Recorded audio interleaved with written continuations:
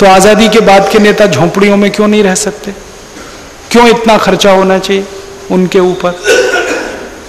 और हमारा ये कहना है कि हमारे बच्चे अगर म्युनिसिपैलिटी के स्कूलों में पढ़ सकते हैं तो नेताओं के बच्चे क्यों नहीं पढ़ने चाहिए म्युनिसिपैलिटी के स्कूलों में? उनके बच्चे अमेरिका और यूरोप में क्यों जाने चाहिए?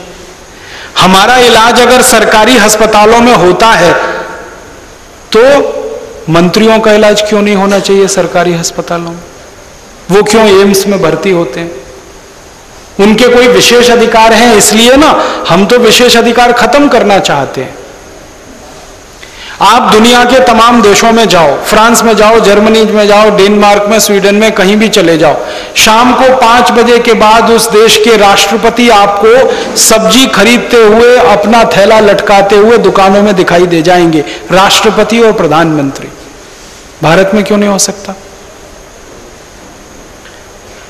साधारण आदमी की तरह जिंदगी क्यों नहीं बिता सकते? उनको जेड सिक्योरिटी क्यों चाहिए? वो कहते हैं जी इनको मरने का डर है। तो मरने का डर है तो राजनीति में क्यों आए? घर में बैठो। अगर इतना रिस्क नहीं ले सकते तो किसने कहा था पॉलिटिक्स में आने के लिए? घर बैठो ना, अपना धंधा करो, बिजनेस करो। हमारे यहां तो जिन लोगों को मरने का डर नहीं था वही लोग राजनीति में आए थे। भगत सिंह, ऊधम सिंह, चंद्रशेखर, जिनको मरने का ही डर नहीं था, जवान जिंदगी को दांव पे लगा देने का डर नहीं था, वही पॉलिटिक्स में आए थे। तो आजादी के बाद मरने का डर क्या है? सिक्योरिटी पर इतना खर्चा क्यों? और मेरा एक ही कहना है कि अगर इन नेताओं ने किसी का कुछ बिगाड़ा नहीं तो इनको चिंता क्या मरने की? कोई मारेगा क्यों? और अगर इन्होंने बिगाड़ा ही बिगाड़ा है तो इनको क्यों नहीं मार देना चाहिए? क्यों जिंदा रखना?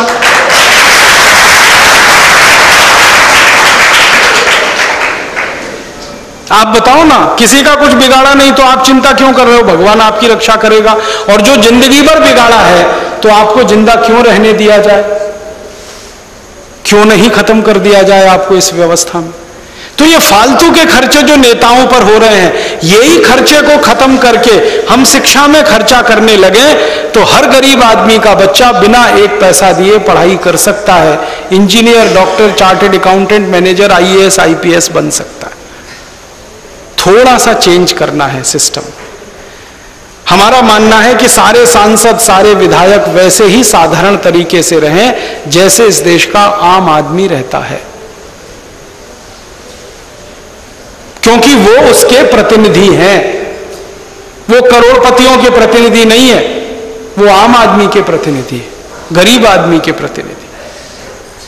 तो हम ये परिवर्तन चाहते हैं और हमारे ये सारे के सारे उद्देश्य एक ही बात को कहते हैं कि हम व्यवस्था में परिवर्तन चाहते हैं, सत्ता में नहीं।